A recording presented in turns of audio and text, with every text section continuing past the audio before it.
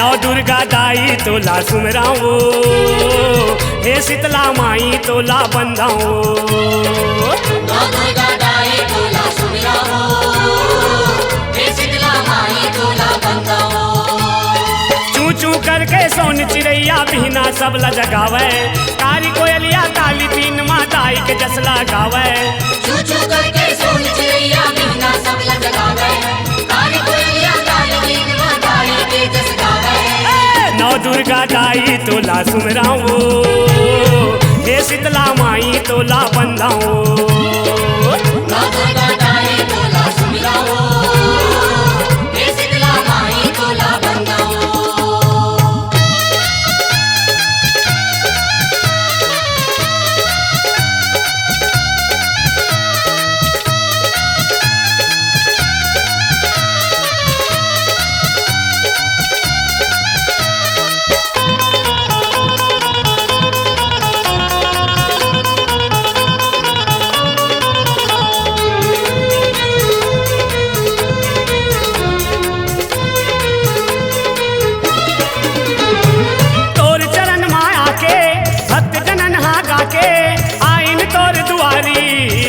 संग महतारी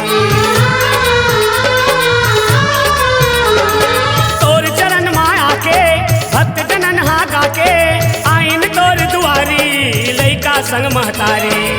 हे गौरी माई तोला बंदाओ, हे काली माई तोला सुमराओ।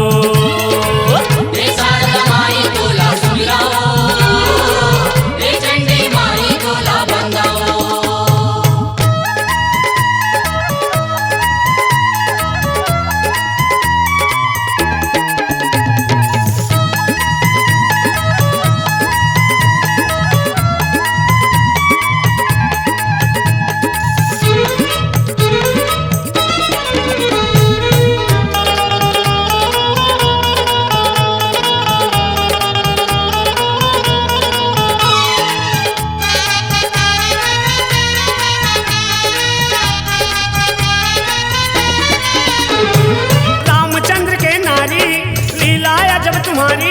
सेवक के हितकारी सब जग तोर फुलवारी।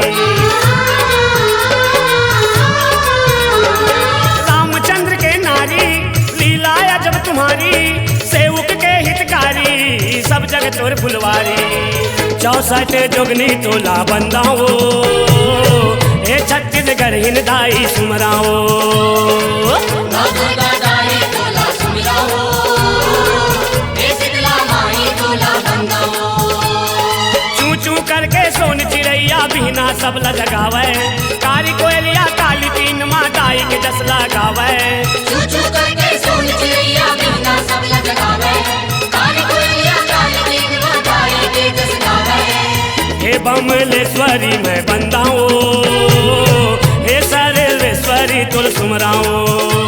नौ दुर्गा दाई तोला सुमराओ, हे शीतला माई तोला बंधाओ।